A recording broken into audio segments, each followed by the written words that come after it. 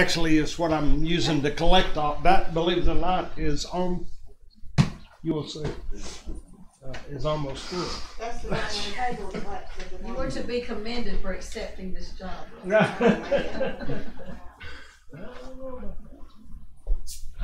If I can just figure this was real, I didn't quite figure out. Got too many zippers. Yeah.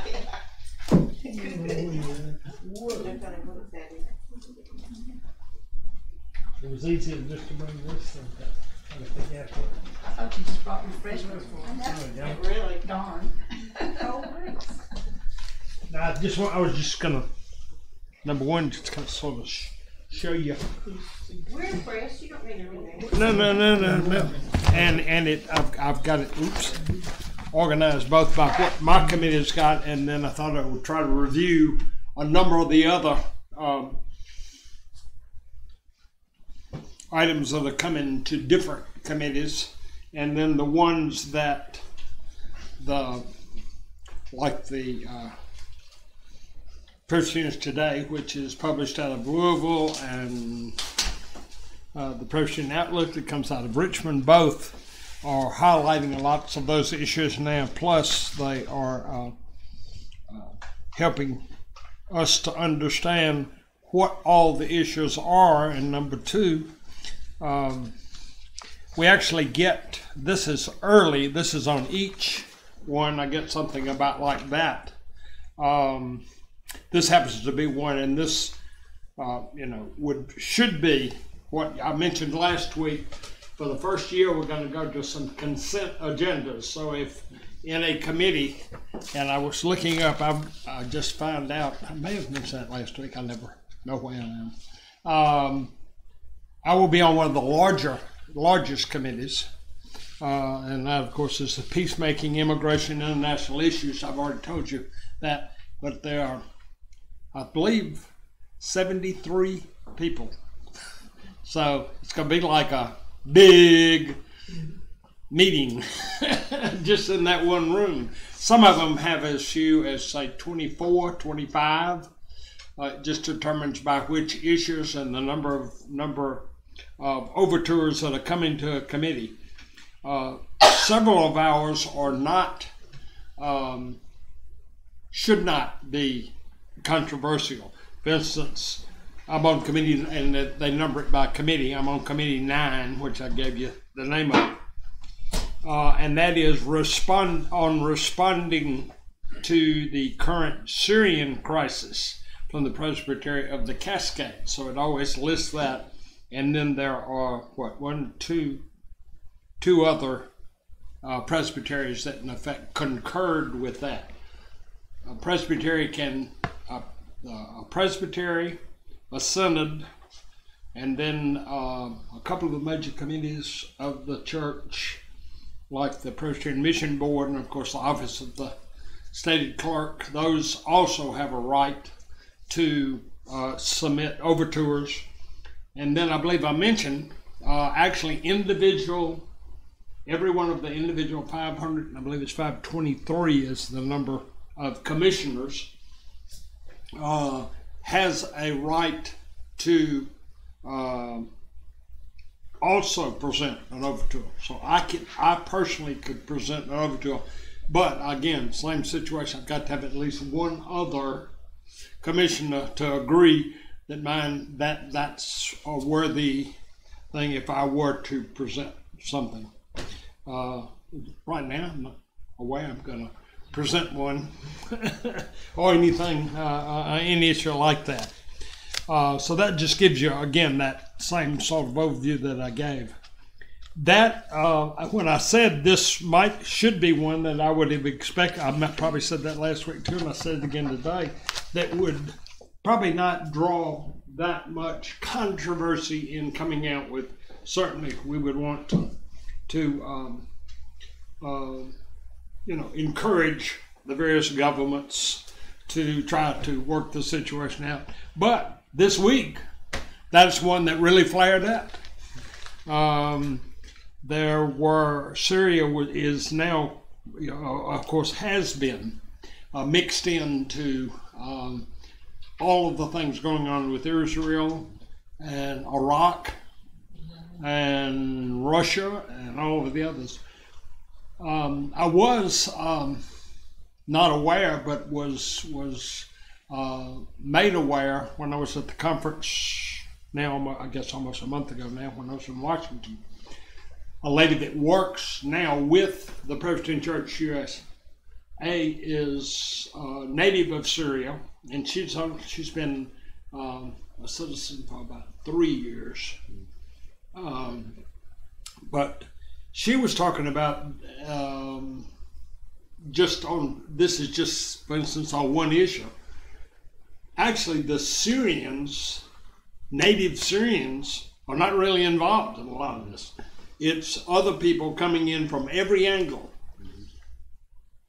Iraqis here, and Turkish here, and Israel here, and Russians here, and others all coming into that country. It doesn't help that you have a leader like they have, because there have been a number of people and children killed. We've heard about many of those. So in saying there won't be much discussion, it's going to lead up to these kinds of committees and these kind of resolutions and overtures between now and then, and we're about a month away. Today is what, 13th, and I fly out on the 15th of June, so that we begin then. Other overtures that will come to my committee, and I mentioned that people of South Sudan, another support of peace churches within the PCUSA. Now that came from the Presbyterian of San Jose, and I've gotten limited information on that so far, but I should. There are some that are churches that have considered being sanctuary churches.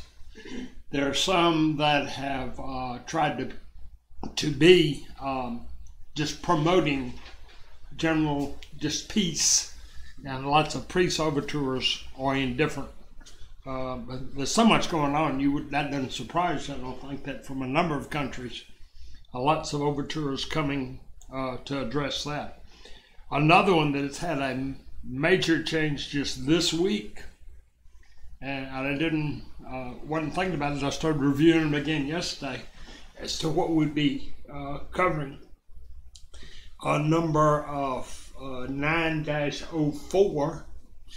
As you see, it's all our committee number and then the number of overture on endorsing affirmations regarding the welfare of our neighbors in Honduras, Guatemala, and El Salvador. All of those are coming under that TEP, which is where individuals who are in hurricane situations, horrible government situations, crime, those kinds, when it gets really bad, then we agree to accept people on different terms until situations change. If you noticed this week, there were 2 countries that are now given 18 months to go back. I got an email back from, I believe I told you I'd met in Lindsey Graham's office. I got an email back from, because that's one we had talked about when I met, an email back from the person I talked with, who has been, I've been very surprised that I've gotten, she has time, but I get about once a week now, I get an email from her updating me on things that are happening within their office and something, but some of it she makes personal references, so it's not just something she sends to. She at least makes it personal to me because she concludes issues that we talk about. But there's some both on El Salvador. Is El Salvador? Yeah, El Salvador was one of those mentioned there, and Honduras both. Are now, they're still trying to make final decisions, I believe, on Honduras. El Salvador is one that was given 18 months. They came up originally because of a total devastation, hurricanes, and wiped out everything. looks like we almost have to. Puerto Ricans are our own citizens. But I think we may be having to open up for them. They lost electricity, just for a weekend, just for a weekend, yeah. But that's one that will continue to be, I think, something we keep an eye on. What TEP stands for? Why'd you ask me that? Because I'm probably the only one. Wait a minute, whoa. It's temporary. It's embassy protection or something like that. It's, When I you mean, say sent back, that means the people that are means here. that they were brought here like asylum, but because of something tragic going on within their country, were allowed to come here until things got better, or until the city was rebuilt, or whatever the particular thing was. Now, that because of the continuing situations in places like Colombia and El Salvador and Honduras, some of those, there's been such terrible crime and cartels and people getting gunned down. I remember one of the, knowing that this was on our agenda with my committee, I went to a session which included discussion from people, had somebody from each of those countries. And the tragic thing is if we are sent back, are no longer allowed, and these are people that not just have those type visas, but they also have had other permits and have been in our workforce for as much as 20 years. Now we are deciding that the current administration has said if, the hurricane's over. Yeah, I know. But this particular guy had a daughter like 18 and one like 16, a son that was 21, and another daughter that was 13. And this is it caught our attention because he said if we go back, the situation is still so bad, and particularly with both gangs and shootings and this kind of stuff. He said, my two older teenage daughters, he used the term fresh meat, is the way he described that. So you understand both sides of that. They have been here 20 years, but they're productive in productive employment. Almost, every family basically is like here and have been working. There will be,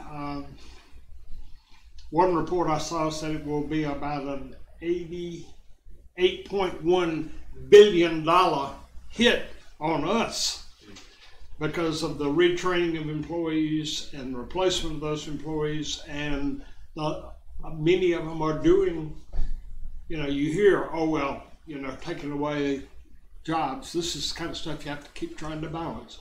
They're taking away jobs from people that want them. Well, they're doing a lot of jobs, and they're good at a lot of jobs that other people here don't go apply for.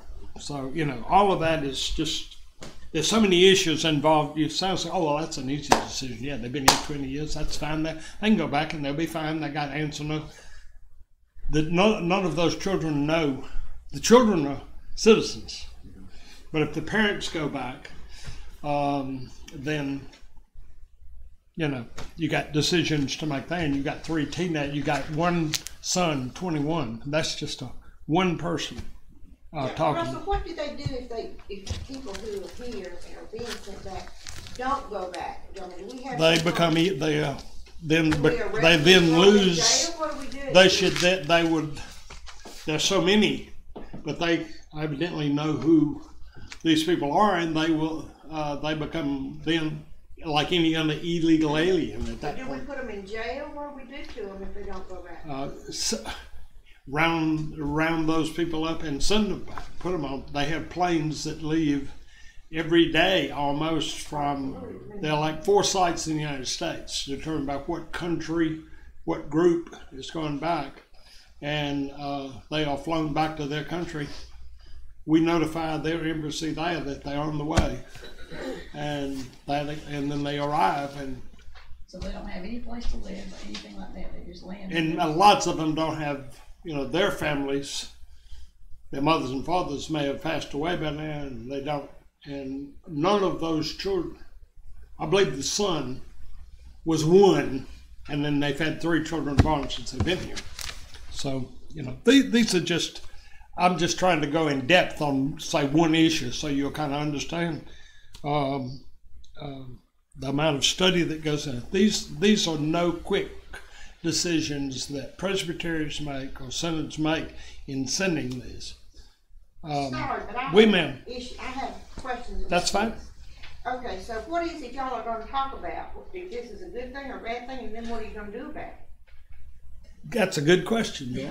These are actually just overtures, and let's say we felt as a committee, felt very strongly that we should not be doing this, and there's an overture. That's basically what this says is, please use more humanitarian thought and look at the cost and look at the fact that the other question that came up, other point that came up on that, okay, so you send these people back, and you do get other people come in on another group. We keep using that term, well, we've got to check these people out very closely. My mind. Got to vet them. There we go, that's the word. They basically have been vetted. They've been here 20 years. You know where they live, who they are, how they work, what their work pattern is, how the children are behaving. We know everything you would want to know, and their connections. If they're scared to go back, the chances are, now they could be members of cartels that are here that are causing trouble, and you've seen some publicity of a group. What is it? I got a number of gangs that are supposedly so horrible. But we know who they are, and we are arresting those people and sending those kind of folks back. But it's still it's a gut-wrenching situation for these people, for our government, and try to figure out, do you balance that 1.8 billion cost to replace the workforce, or do you and the loss of the productivity and all? You can go into different, but it's not just it's an easy decision. It's all of these are very gut wrenching. I think. So what's the bottom line? I'm sorry. Ultimately, what we're talking about here is we're not, because we have no power. We have no power. These are overtures. We're not going to say we're going to change the law. Right. Well, what the hope is, at least, from the initial presbytery, is that we, as the PCUSA, right, as the larger organizing body, can then say to Congress, say to individuals, talk with people in these branches and say, we as a group really think you need to look at this issue, and here are some things to, that sort of, it's a reaching out and speaking as a body, as a group, as opposed to, we all could call congressmen and say, hey, look at this. But if a large organizing body says you need to look at this, it has a little bit more weight. I'll read you the recommendation. This is the recommendation. This happens to be, this goes back to the Syrian one we talked about earlier. The President of the Cascades overtures the 223rd General Assembly 2018 of the PCUSA Church to respond to the crisis in Syria focused on 4 principal goals. 1, stop the killing, work for reconciliation, alleviate suffering, and deepen the PCUSA's partnership with the Syrian Christians. That's what the overture says. Then they in detail describe how direct the stated clerk, that's our number 1 person, of the PCUSA to send a message to the President of the United States, the Secretary of State, the Secretary of Defense, and each of the United States Census representatives to use all diplomatic means in cooperation with other major parties in the Syrian crisis to bring about a durable ceasefire in tandem with the cessation of military support to any participant in the conflict. Work on reconciliation is part of the necessary work. The clerk is also to communicate to the same people involved the need to contribute fully to the humanitarian, human rights, peace building work of the United Nations. It goes on. So each one of them is not just said, hey, we think we ought to go out and give bubble gum to every child, and that's all. No, it's a serious issue, and it is then not only do they say this is what we think we need to do, and then these are the ways we think might be helpful, is to communicate to all the people that make decisions on that to do the best we can as a country to lower the crime, do what we can. Big issues. Look at this week, everybody's been shooting rockets at each other. And yet, good things have happened this week. We bring back 3 people from North Korea. That's a wonderful thing. I thought it was, and again, you get comedians and everybody else jump on these things. The one I heard that laughed. It's not funny, really, but they came back and they said when Trump met them, they said, "Who is this now?" And they said, "Oh, that's President of the United States. That's Donald Trump." And they said, "What? I thought he was on a television show." Last thing they heard, because they sure hadn't gotten any information on the United States. They didn't know he was president, and I think they did. Right. I'm sure, but I thought that was, jump on anything they can.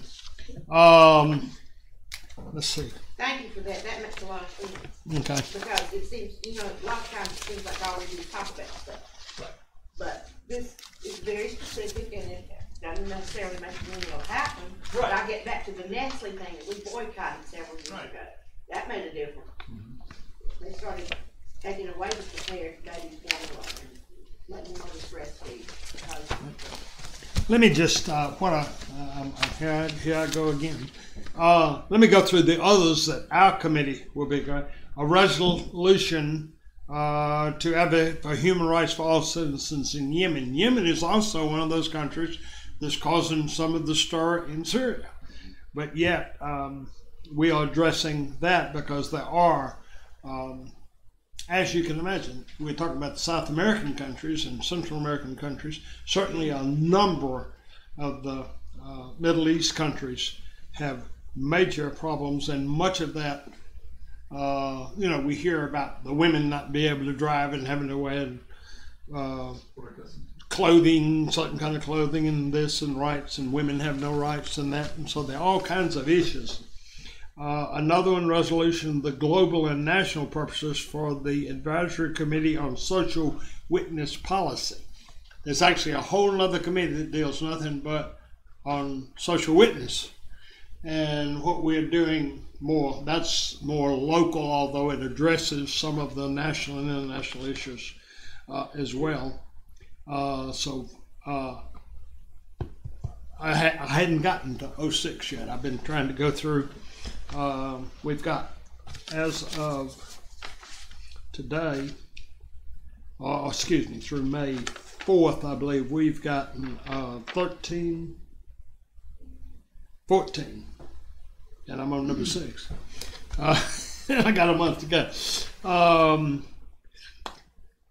On promoting democracy, good government, human rights, and sustainable development in Madagascar. I don't know anything about that one at this point. I'm sure I'll be fully loaded with information. On the seeking God's peace through nuclear disarmament in the 21st century. It's a big issue. We are working certainly on that. We just pulled out of one agreement, but maybe getting into another agreement. Who knows where we'll be. When I first looked at these, I said, "Oh, these are going to be straightforward, and I'll let on almost every one of them something that's happened this past week on these particular issues. You ask, why does the church? That's because we are a Christian denomination. We look for the welfare of all of God's family, whether we like them, they hate us, they're all children of God. So we're addressing it on a much more global, while we do it on a local, national and international basis. These are the things that we need to face. On seeking God's peace, I said that initially in the sermon, concerning prayer and preparation for a peace on the Korean Peninsula. That, needless to say, is number 9 that came to us, and that I'm sure had a lot to do with what's happened just since January. So we'll be digging into that, and again, we'll be making a recommendation. Most of these cases comes out that paragraph I read you a moment ago. Some of these encourages more active work just in local churches, Presbyterian synods, and the General Assembly in a number of these issues, both collectively and individually, I think. So you just need to listen to those. A study of these are just titles. And again, study of the socio-economic and political realities in Central America. Number of things happening, of course, within Central America. And then this will be an easy one. I don't think we'll have much discussion on this one. Designate September 2018 as a Korean Mission Month. I think I mentioned last week that the Presbyterian Church, starting actually in the 1800s, began sending. That was one of the countries that the Presbyterian Church addressed early on, and had more missionaries in Korea than any other Christian church or any other church of any kind. There's actually more. So we're going back. There's more Presbyterians in Korea than there are in America. That's right. Yeah. And there are a number of Korean congregations. The church that we went at John Knox, you remember, brought the folks in from Burma, which is now Myanmar, and established a congregation. A number of churches you will see Korean, and there will be a number of Korean ministers and elders and everybody else there.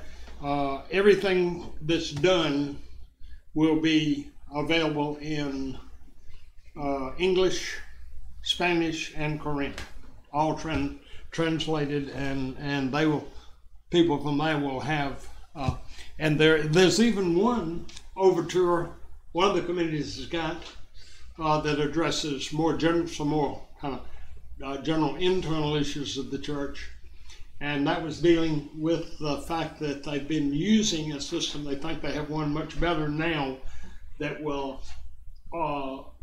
automatically transfer. When I say, I want to vote for, it comes out in Korean just as I say it, rather than having.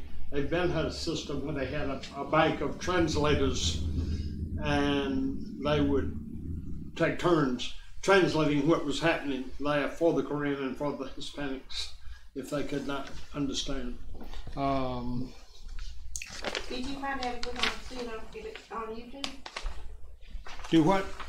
Oh, whether we can. I think most everything will be available.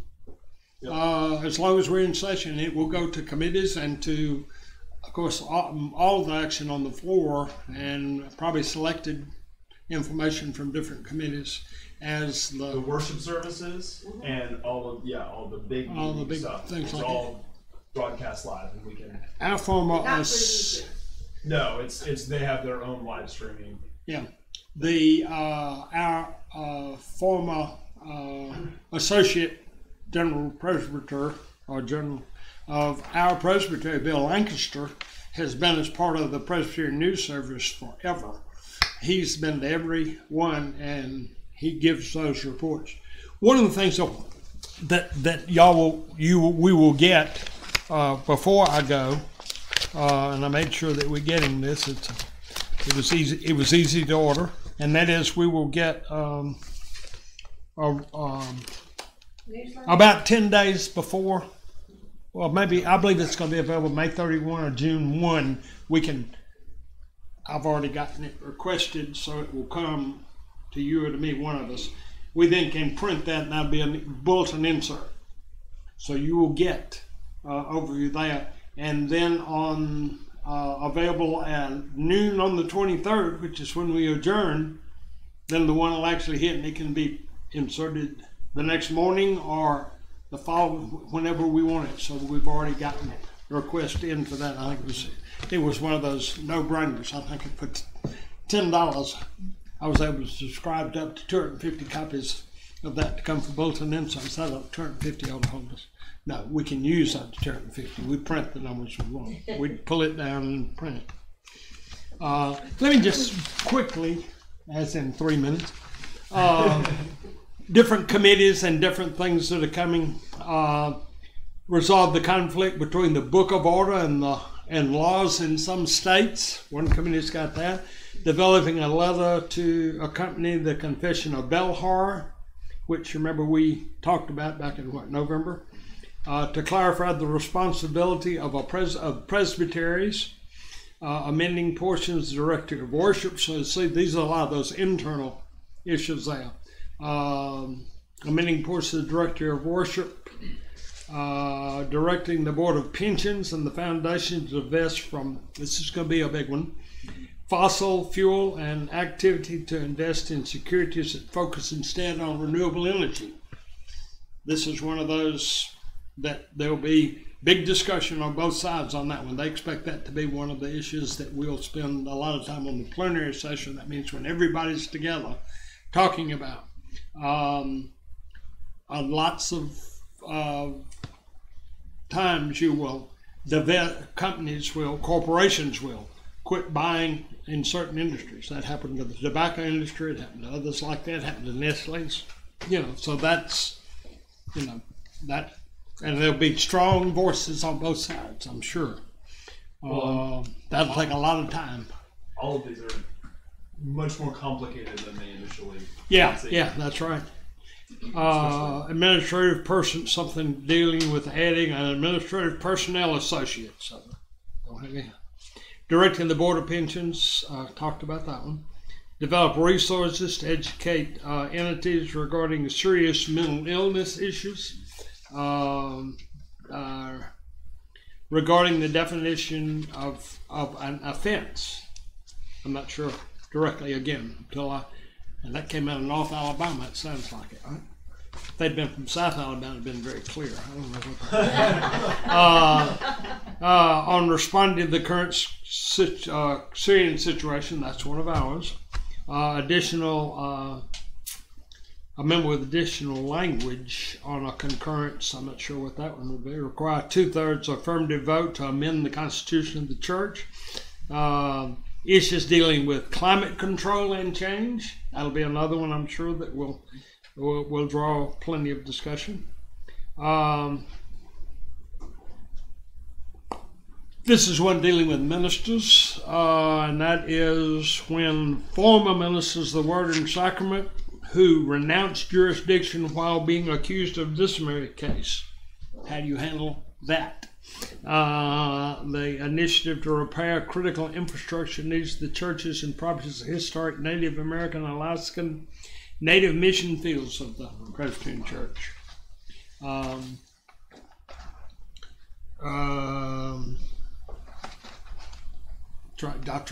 just trying to look down real quick. See there's the South Sudan, there's ours. Do you get to pick your committee, Russell, or were you assigned?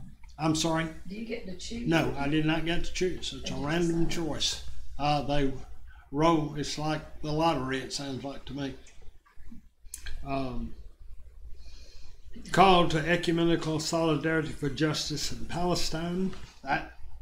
There's a whole separate committee, although our committee, has the international issues except that. And they're expecting the fossil fuel and a couple others to take up a majority of the business time, both in those committees, and then they will come out with a recommendation. that'll then go to the floor for all 523 people to vote We're on. bound to have a timekeeper, right? You couldn't possibly get a Oh, I'm sure. They'll ring a bell. I'm sure the mechanics, all of that is all worked out. And the something else I was getting ready to say. That's okay. Yeah, there are a number of things like that that will be coming. I'll pick up on that some of that. We also getting side material. Now this may have come from the other conference, but it will be one that we're looking at. Particularly, this is where they spotlight different cases. ICE held an American man in custody for 1,273 days. It was not only one who had a passport, and they still held him 1,273 days. You know, you can't trust these legal and these people come and arrest you. You know, not to mention anyone personally, but you know, you don't know why that happened. He was sitting there in his jail cell for what, 3 years? With a passport in his hand. I'm not a passport. Yeah, his U.S. passport. He'd never lived anywhere else. And yet they held him 1,273 days. ICE decided he was somebody they needed to check on. I think 1,273 days is enough time to check on someone. Amen, right? Let's close with prayer and we'll pick up where I left off, unless somebody else wants to teach something else. I can't get out that easy. Huh? Our gracious Heavenly Father, there are many issues facing each of us daily in our own personal lives, in our own local community. We ask that you will stretch our minds, stretch our thoughts, and our prayers and our concerns to all the issues we've talked about today, to realize that you know everything about and you care completely for every person, every country, every denomination that we've talked about. I ask that you will continue to lead us to review these type things and to live a life worthy to be called Christian. We ask this in Christ's name. Amen. This is the last time Russell sees you. No. What? Yeah, I'm saying. I guess I'll keep on going, right? I will mention that probably the lottery, it's lottery with a firm understanding of the providence of God. That, you know. Oh, yeah, right. That wherever God wants people to be. There you go. There you go. Completely. That's right.